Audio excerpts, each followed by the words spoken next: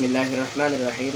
আলহামদুলিল্লাহি রাব্বিল আলামিন ওয়াসসালাতু ওয়াসসালামু আলা সাইয়্যিদিল মুরসালিন ওয়া আলা আলিহি ওয়া আসহাবিহি আজমাইন, আম্মা বা'দ। প্রিয় ভাই ও বোনেরা, একদিন আসবেই যেদিন আপনি, আমরা সবাই এই দুনিয়াকে চিরতরে বিদায় জানাবো। সেই দিন আমাদের জন্য শুরু হবে এক নতুন জীবন। কবরের ভিতর প্রথম রাতের অন্ধকারে একাকী নিঃসঙ্গভাবে সেই রাতে পাশে থাকবে না মা, বাবা, ভাই, বোন, সন্তান, আত্মীয়, ধন সম্পদ, থাকবে শুধু আমাদের আমল। আজ আমি আপনাদের সামনে আলোচনা করব সেই ভয়াবহ বাস্তবতা, মৃত্যুর পর প্রথম রাতের অবস্থা। মৃত্যু এক অনিবার্য সত্য। আল্লাহ তাআলা কোরআনে স্পষ্টভাবে ঘোষণা দিয়েছেন, কুল্লু নাফসিন যায়িকাতুল মাউত, প্রত্যেক প্রাণী মৃত্যুর স্বাদ গ্রহণ করবে। সূরা আলে ইমরান। আরো আল্লাহ রাব্বুল আলামিন বলেন,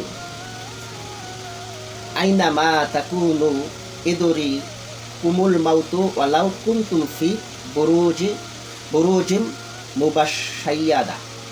তোমরা যেখানে থাকো না কেন, মৃত্যু তোমাদেরকে ধরে ফেলবে, যদিও তোমরা শত্রু ঘরে অবস্থান করো।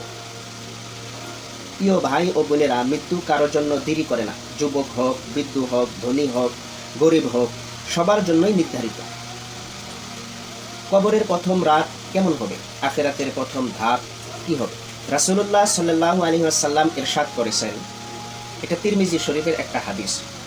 ক্বালা রাসূলুল্লাহ সাল্লাল্লাহু আলাইহি ওয়াসাল্লাম, ইন্নাল কবরা আউয়ালু মানাজিলাল আখিরাতি ফা ইন্না নাজা মিনহু ফামা বাদাহু আইসারা মিনহু ওয়া ইন লাম ইয়ানজু মিনহু ফামা বাদাহু আশাদ্দু মিনহু। নিশ্চয় কবর আখিরাতের প্রথম ধাপ, প্রথম মঞ্জিল। যদি কেউ এখান থেকে রক্ষা পায় তবে পরবর্তী ধাপগুলো সহজ হয়ে যায়, আর যদি রক্ষা না পায় তবে পরের ধাপগুলো আরও কঠিন হয়ে যায়। এটা তিরমিজি শরীফের হাদিস। কবরের দরজা বন্ধ হওয়ার পর প্রথম রাতের শুরু হয় রূহের নতুন জীবন। মুমিনদের জন্য প্রশান্তি, আর গাফেলদের জন্য ভয়াবহ আযাব। মুনকার ও নকিরের প্রশ্ন হবে কবরের ভিতর। সহিহ বুখারী ও মুসলিম শরীফের হাদিসের ভিতরে এসেছে, ইজা কুবিরাল মাউতা আও কালা আহাদুকুম আতাহু মালাকানি আসওয়াদানি আজরাকান ইকালুল আহাদিহিমাল মুকার ওয়াল আখিরিন নাকি ফায়াকুলু ইয়া কুনতু তাকুলু ফি হাযার রাজুলি মুহাম্মদ সাল্লাল্লাহু আলাইহি ওয়াসাল্লাম। যখন মৃত্যুকে কবরে দেওয়া হয় তখন তার কাছে দুইজন ফেরেশতা আসে। একজনের নাম মুনকার আর একজনের নাম নকির। তারা এসে প্রশ্ন করে, তুমি এই ব্যক্তি সম্পর্কে, অর্থাৎ মুহাম্মদ সাল্লাল্লাহু আলাইহি সাল্লাম সম্পর্কে কি বলেছিলে এবং এর বিষয় কতটুকু তুমি জানো? কবরের ভিতরে তিনটা প্রশ্ন করা হবে। মান রব্বুকা, তোমার রবকে; মা দীনুকা, তোমার ধর্ম কি; মান নাবিকা, তোমার নবীকে। মুমিন সহজে উত্তর দিবে, আর গাফেল বা কাফের উত্তর দিতে পারবে না। তারা শুধু বলবে, হাই হাই লা আদরিবু, আমি জানি না আমার রবকে, আমার দিন কি, আমার নবীকে। রুহের অবস্থা ও কবরের প্রশান্তি বা আযাব। মুসনাদে আহমদ শরীফের হাদিসের ভিতরে আসছে, ইন্নাল মুমিনা ইজা উদিআ ফি কবর তাফাসসাহা লাহু ফি কবরিহি সাবউনা জিরাআ ওয়া ইফতাহু লাহু বাবুন ইলাল জান্নাহ। যখন মুমিনকে কবর দেওয়া হয় তখন তার কবর 70 হাত প্রশস্ত করে দেওয়া হয় এবং জান্নাতের একটি দরজা খুলে দেওয়া হয়, বাগান সমূহ খুলে দেওয়া হয়।